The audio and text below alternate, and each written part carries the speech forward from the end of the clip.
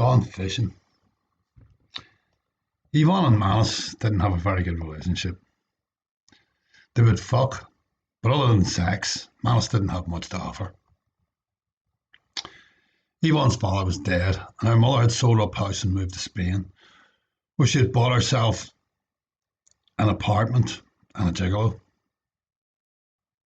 Yvonne was going to visit her mother, and maybe she figured she needed someone to carry the bags, or perhaps she was influenced by the fact that he had just got paid a couple of hundred by an English magazine for a piece he had done about a police raid in Belfast, or whatever the reason.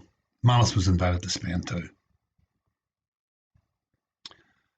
The second night there, her girlfriend from Belfast showed up, and Yvonne wanted to be a single girl out on the town, so she ditched Manus. Manus slept on the beach. Manus got adopted on the beach by Antonio, a small, dark, settled gypsy who knew Yvonne's mother's gigolo. Antonio showed Manus how to kick away the top layer of dirty from the tourists and cold from the night breeze, sand, to reach the cleaner, warmer sand underneath. Antonio got Manus a job fishing every morning. They would start before dawn, pulling and pushing the small rowboat down to the shore. They used wooden blocks with grooves cut in them and melon rind placed inside the groove for lubrication. And they would push the boat out on the right wave, and Antonio and Juan and Pedro would jump into the boat. Pedro was the owner of the boat, a wizened man in his 50s. He would throw the nets out while Antonio and Juan rowed. Manus just had to sit holding the rope which was attached to the nets. The boat would row out a distance and row along the coast a distance and then row back in. Then Antonio would come running up the beach to join Manus pulling in the ropes. They fished for chinchete, a fish no more than a few inches long, which swam in shoals and was a favourite with the locals.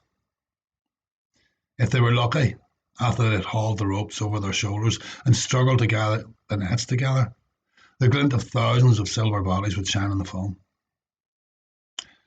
They would pour the contents of their nets into buckets and proudly carry the buckets to the traders, who came in small vans and cars and even small motorbikes to haggle price before transporting the fish to Malaga Market.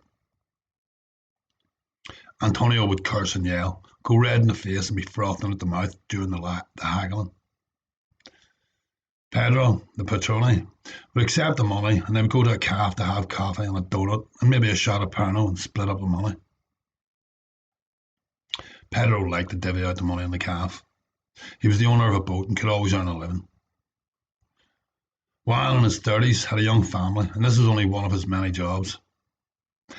Antonio was in his 20s and lived with his parents. And Manus was in his late 20s and lived on the beach. Within the first week, they had enough for an outboard motor and were able to go out 3 and 4 times in the morning before the tourists arrived and they had to stop. Usually they would have enough for pan and patates and coffee.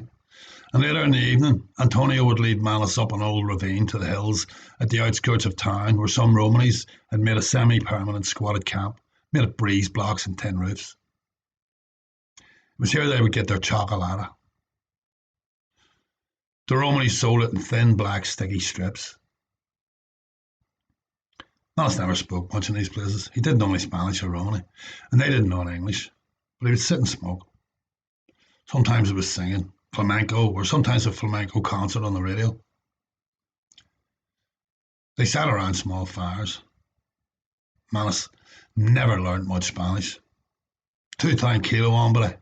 Ahora no mucho pescado, no mucho dinero, pero mañana possibly mucho pescado, mucho dinero. Which Manus translated into, you take it easy, friend. At the moment there's not much fish, not much money, but tomorrow maybe there will be plenty of fish, plenty of money. Antonio got him other jobs, painting walls with whitewash, and one night he even tried, unsuccessfully, and without Manus's knowledge, to pimp Manus to some Swedish tourists. Yvonne came down to the beach before she ended her holiday. She shagged him and said goodbye. Manus wasn't sure why she bothered, but gratefully accepted all offerings, and they got sand in all their crevices. Manus stayed on at the fishing for a few months before leaving and hitching a lift off an English lorry. The driver was an ex-Brit who had married a girl from the Shankill. He needed someone to help him unload furniture. On the way back, they picked up some model-type looking woman, dressed only in a light scarf that she had wrapped around herself. She said she had been raped 6 times, once at knife point. The ex-Brit paid her, Manus never asked how much, to have sex, before they dropped her off in some town in France where she was going to her Swedish council. The ex-Brit gave Manus a lift as far as London, England. So Manus called round on Jacinta, who put him up that night, but she had a fella on, and Manus didn't stay long.